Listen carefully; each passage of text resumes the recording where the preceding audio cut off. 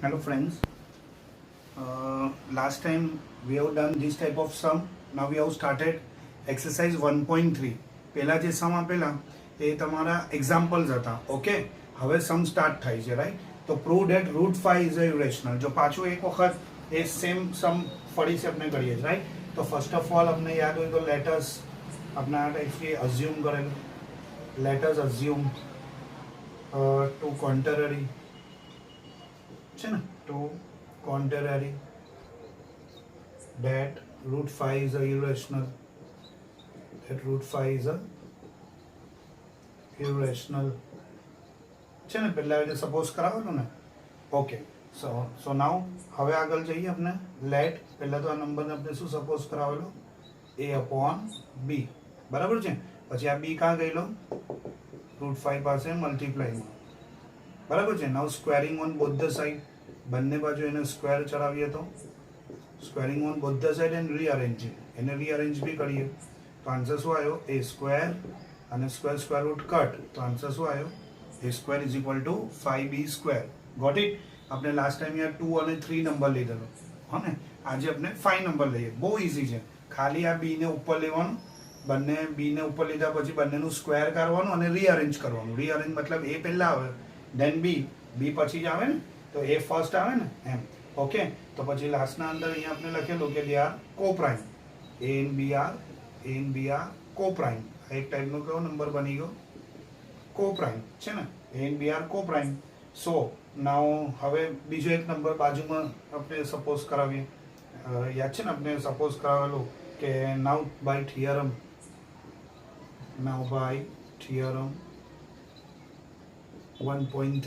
1.3 પ્રમાણે હતું ને, ડેટ સોરી અહીંયા લખવાનું. નાઉ બાય થિયરમ 1.3 that 5 divides છે ને, that 5 divides a. અગર એ સ્ક્વેર, કેમ કે આ 5 મલ્ટીપ્લાયમાંથી નીચે ડિવાઈડમાં જ હશે ને, તો અગર એ સ્ક્વેરને ડિવાઈડ કરે તો પછી 5 આને બી ડિવાઈડ કરે જ. ઓકે, ચલો પછી પાછું આપણે લેટ કરતા now. So we can get some new integer. આપણે કોઈ બીજો એક ઇન્ટીજર લઈએ. હવે 5c છે ને, ફોર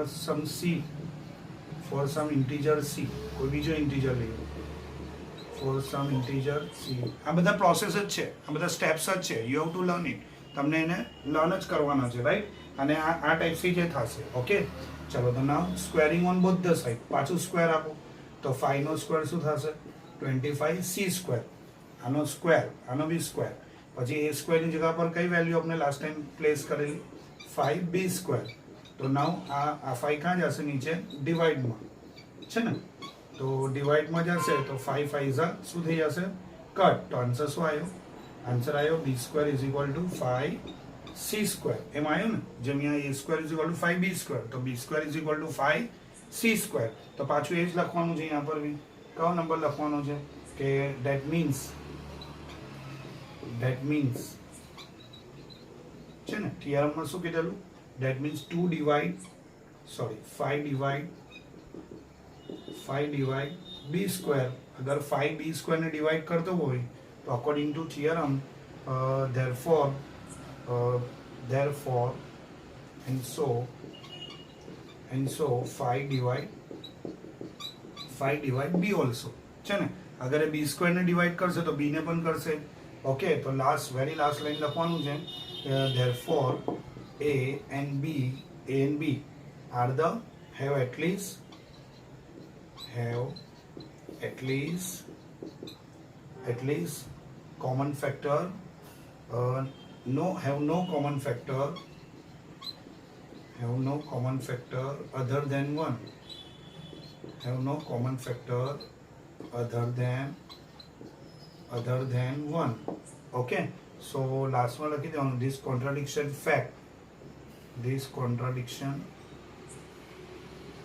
contradiction આ એક ટાઈપનું કન્ફ્યુઝન થાય છે ને. સો ધીસ કોન્ટ્રાડિક્શન લાસ્ટમાં you have to write it that root 5 is a irrational. root 5 કોણ છે? irrational છે. ઓકે, આ ફાઇનલ આન્સર તમારો.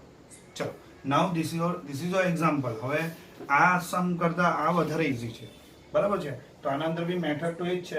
લેટ અસ એઝ્યુમ, આવી રીતે જ સ્ટાર્ટ કરવાનું છે. લેટ અસ એઝ્યુમ, ચલો પાછું એઝ્યુમ કરીએ. જેમ બાજુમાં લાઈન લખેલી ને, let us assume two contrary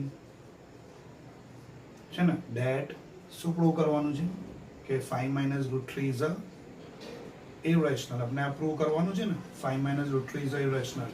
તો આના અંદર બી એમ જ કરવાનું. લેટ 5 - √3 ને શું સપોઝ કરાવીએ, a/b. બધામાં આવી રીતે જ સ્ટાર્ટ લેવાનું છે, રાઈટ. a/b સપોઝ કરાય.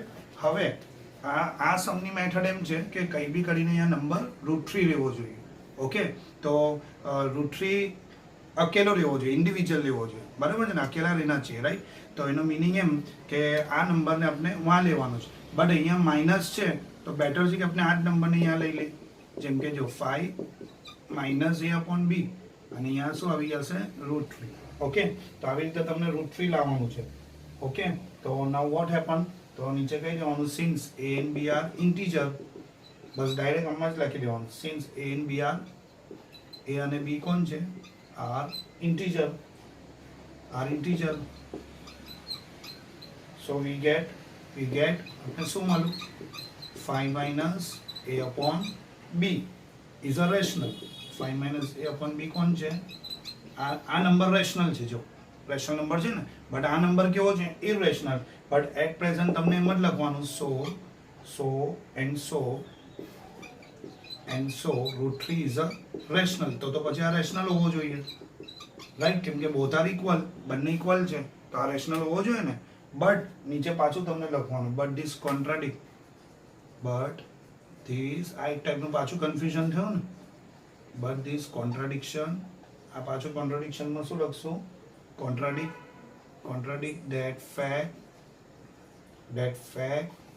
શું ફેક્ટ છે કે √3 ઇઝ અ ઇરેશનલ. √3 કોણ છે, ઇરેશનલ. તો પછી આ નંબર કોણ થયો, 5 - √3 ઇઝ અ ઇરેશનલ. આ નંબર બી શું થયો, irrational. Okay,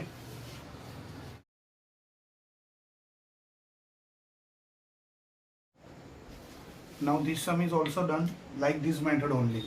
First of all, let us assume, બરાબર છે, એટલે assume કરી લઈએ to contrary that 3 + 2√5 is a irrational. બરાબર છે. then 3 + 2√5, હવે એને શું કરીએ, આપણે સપોઝ કરાવીએ a/p. હવે આપણે મેં તમને બતાવેલું કે √5 આપણે રાખવાનું છે, બાકી બધાને વાં લઈ લેવાનું છે, રાઈટ. તો +3 વાં જશે તો શું થઈ જશે, -3 a + b/-3, right.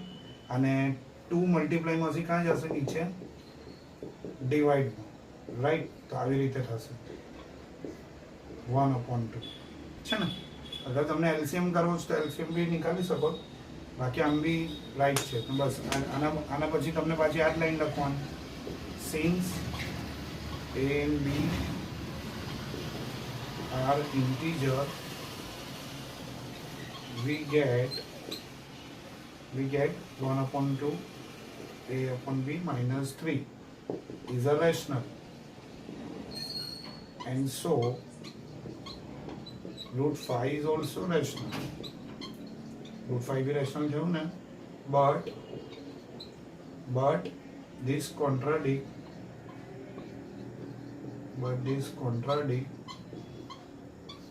fact that √5 is a irrational.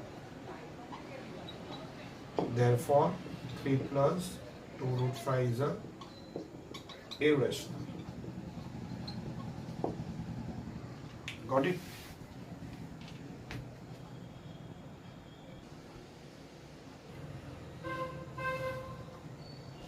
Okay, now this sum is also irrational. 3√2 is irrational. This is your example and this is your text exercise sum. Okay, so now here we have to do, first of all, let assume to contrary to contrary. Okay, that 3 root 2 is a irrational. છે ને એમ જ થયું ને same જ છે ને. નાઉ rearranging we get એને પાછું સપોઝ કરાવીએ લેટ a upon b બરાબર છે. અને હવે આ 3 ક્યાં જશે મલ્ટીપ્લાઈમાં હશે નીચે ડિવાઈડ થાય a upon b ને 3 got it.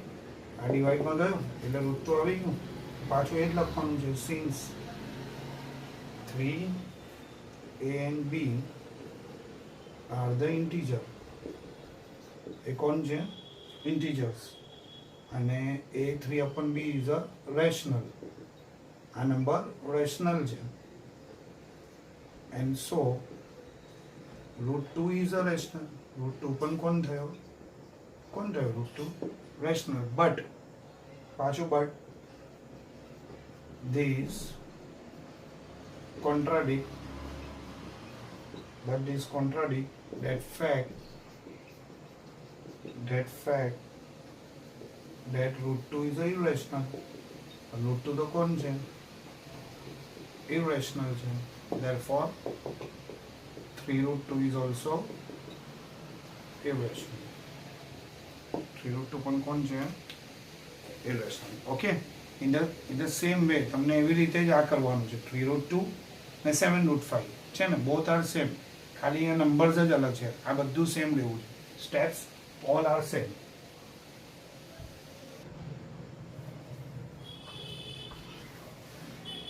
okay, now 1 upon root 2 is a irrational. તો આના અંદર બી એવી રીતે જ આપણે મેથડ કરીશું. ફર્સ્ટ ઓફ ઓલ શું કરીશું let us assume to contrary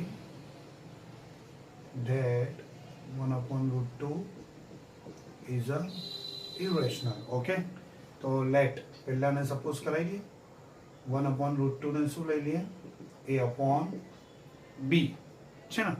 તો હવે now what happen a upon b આપણે સપોઝ કરાયું તો તમે ચાહો તો એને ઉલટું કરી શકો છો. ઓકે, ધેટ મીન્સ કે 1 upon root 2 છે તો એને આપણે root 2 કરવું હોય તો કેવી રીતે કરશો root 2 એને મેં તમને બતાવું. ઓકે, જો ધ્યાન આપજો. કમ ઓન 1 upon root 2 છે રાઈટ. તો બોથ સ્ક્વેરિંગ એને આપણે સ્ક્વેર આપી દઈએ પહેલાં તો ઓન બોથ ધ સાઈડ બંનેને પહેલાં શું આપી દઈએ સ્ક્વેર. ઓકે, તો એનો આન્સર શું થશે એનો આન્સર શું થશે 1 upon 2 અહીંયા સ્ક્વેર રૂટ કટ અને અહીંયા a square upon b square એમ થશે ને. નાઉ ધેન પછી શું કરવાનું છે એવી રીતે જે લાસ્ટ સમમાં કરેલું b સ્ક્વેર ક્યાં જશે ઉપર ને 2 ક્યાં જશે અહીંયા. ઓકે, તો પછી આપણે શું લખતા હતા અહીંયા લખતા હતા ને એના પછી આપણે જે લાઈન એ જ લાઈન પાછી લખવાની છે. શું લખવાની છે કે here therefore a square is b square is divisible by 2 છે ને. તો by theorem 1.3 b is also divided by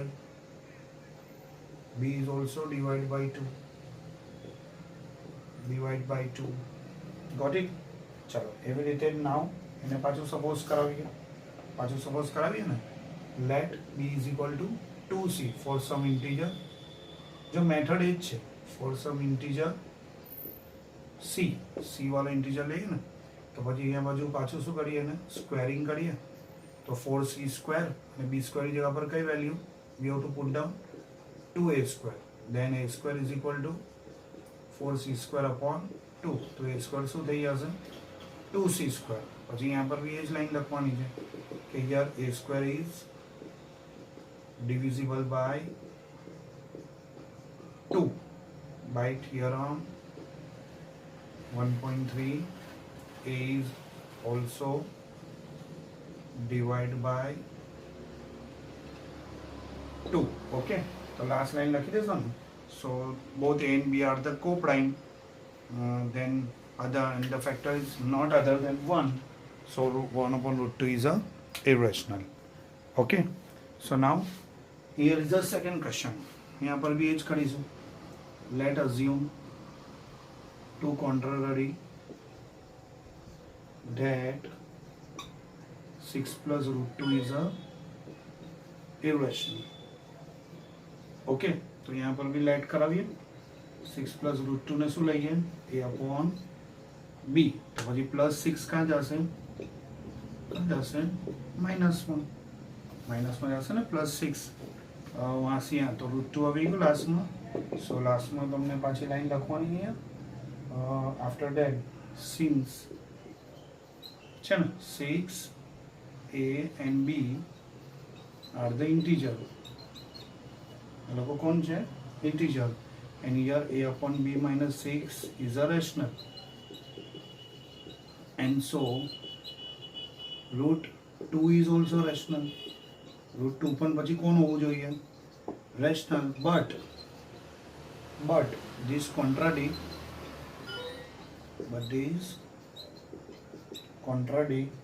that the fact that root 2 is a irrational. root 2 कौन છે?